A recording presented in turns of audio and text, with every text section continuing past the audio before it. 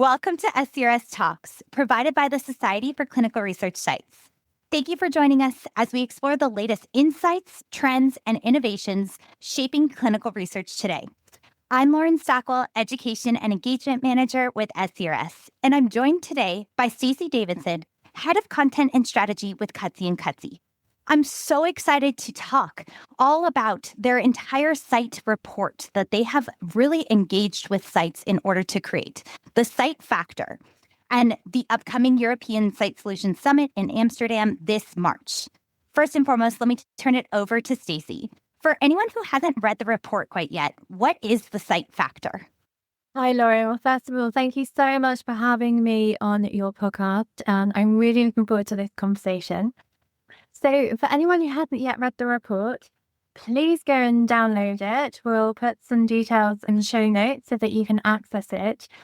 But it all stemmed from some previous research that we did at the end of last year, which was the participation equation, where we started to look into what drives participants to move forward into clinical research.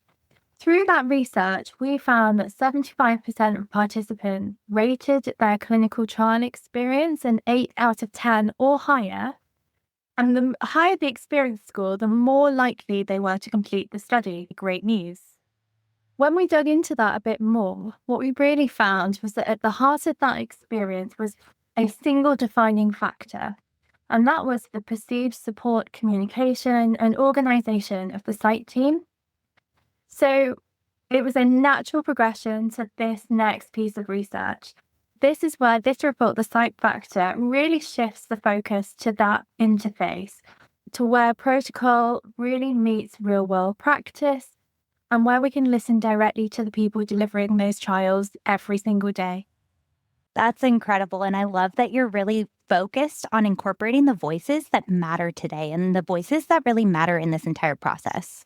In your opinion, why was it so important to do this report now and to really seek this information? Because it really feels like the industry is at an inflection point right now. So we're really innovating rapidly. We're talking decentralization, new digital tools, new operational models, and they're all absolutely fantastic and really positive movements forward. But innovation layered onto complexity without prior alignment can really feel like an additional burden at site level from what we've heard. And as they, at the same time, we have this clear evidence that participant experience really drives completion. So the timing, it really matters, because if we're redesigning trials, we have to make sure that the people who are delivering them are really set up to succeed. Yeah, and that's such an important aspect that SCRS constantly is looking to answer that question.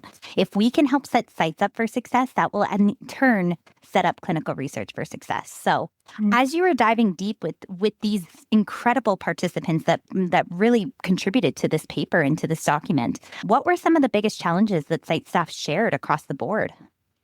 Yeah, so we engage with 100 site staff across slightly different roles and at a global scale as well. So we really wanted to get breadth as well as depth in our research.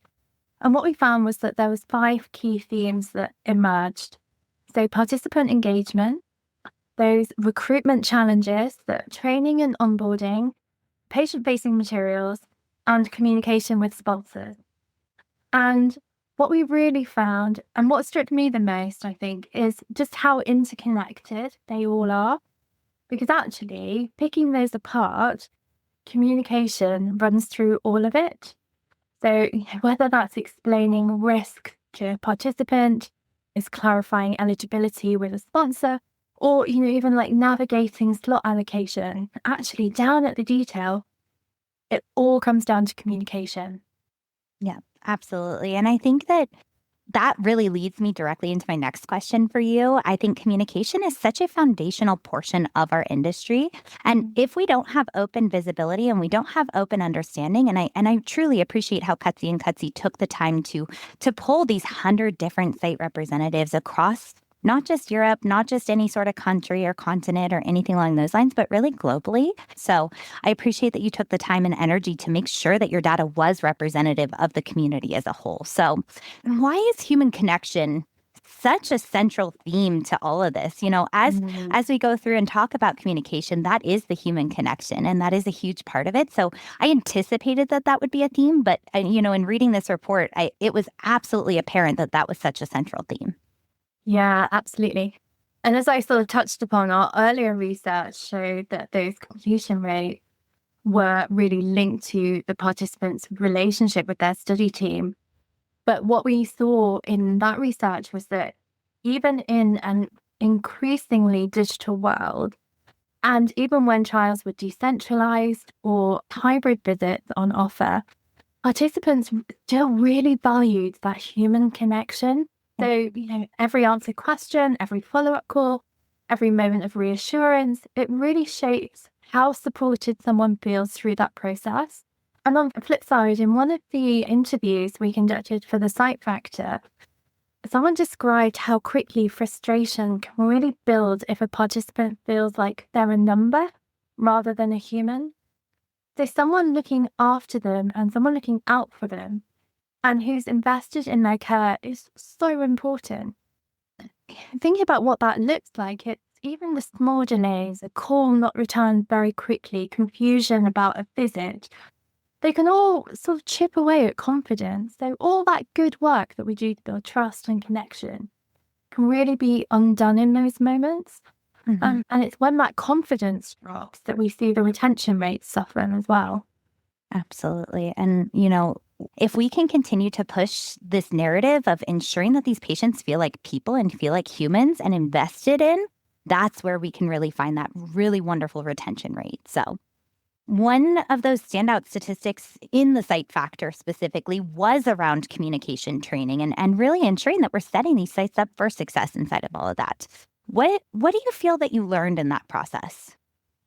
Yeah, so that standout stat that you refer to, I think that's the 86% of site staff told us that additional communication training would be really valuable.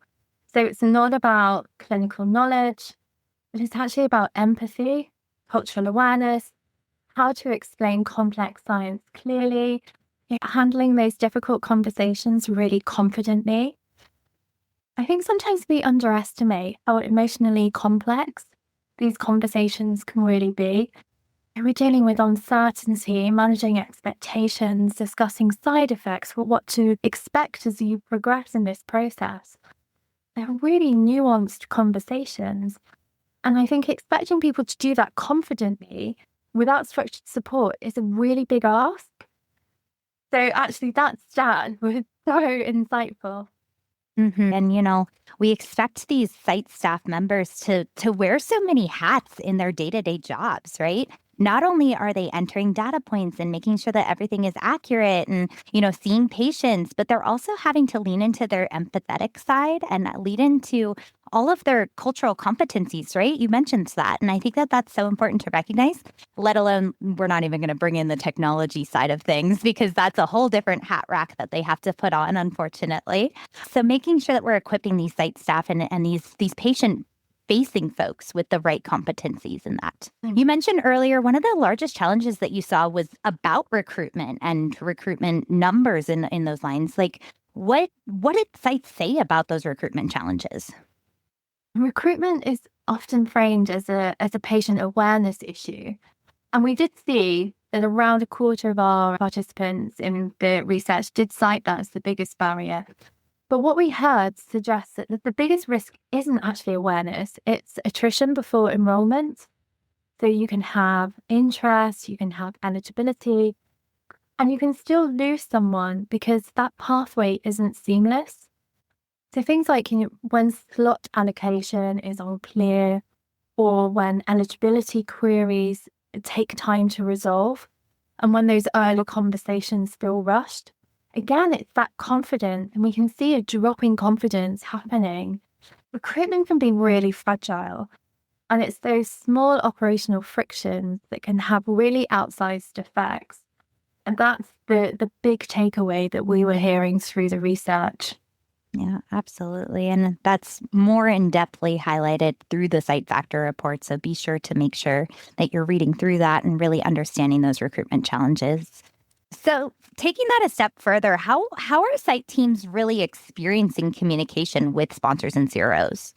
Yeah, it was something that was really fascinating to dig into. And what we saw that were experiences were genuinely mixed.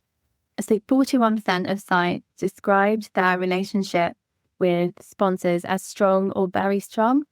So it's important to say that there are good partnerships in place, but also what came through the research was just how much a communication load the coordinators in particular absorb.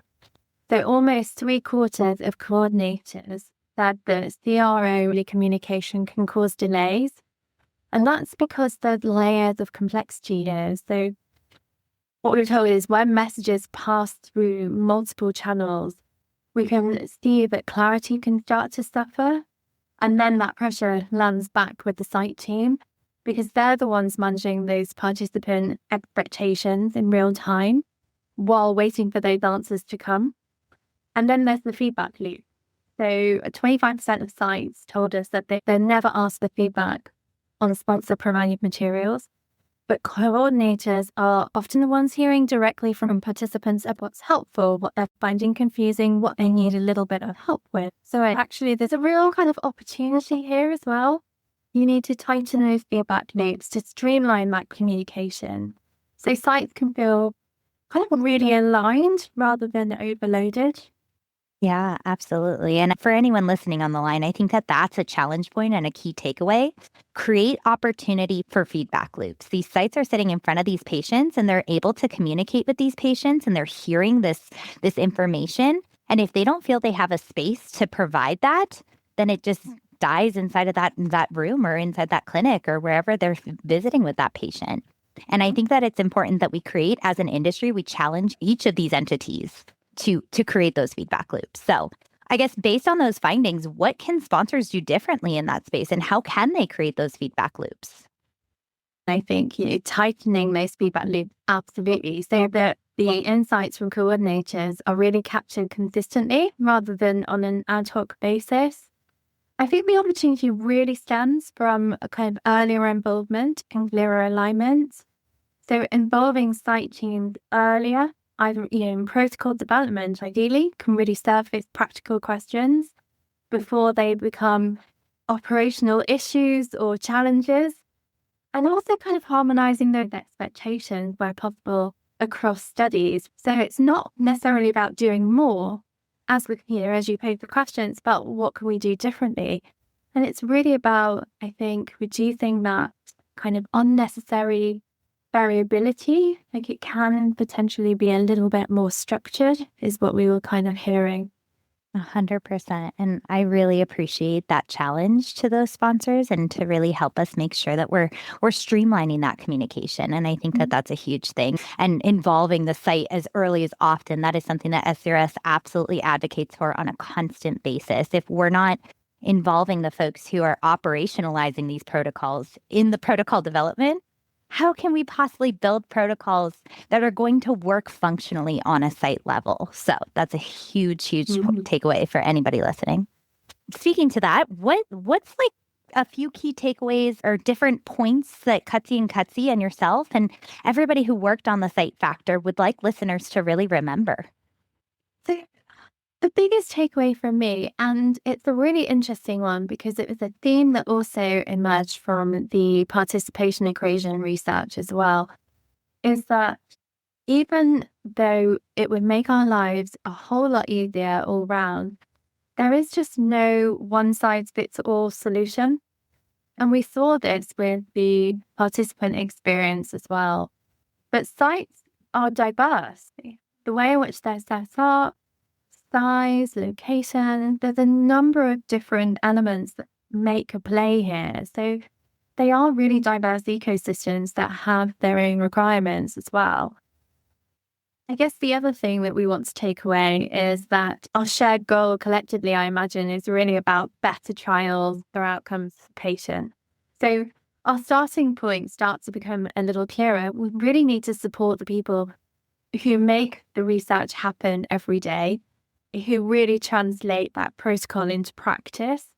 And what we try to do with this research it's not about highlighting what's broken at all, because so much works really well. It's just thinking about where we can make those small changes to actually start looking forward focused. So recognizing that when that pressure builds quietly, that participant experience starts to shift quietly too. But if we really protect the site experience, we're going to protect the participant experience at the same time. So we value, we invest in site teams, and naturally we just create conditions that are better for those participant experiences as well.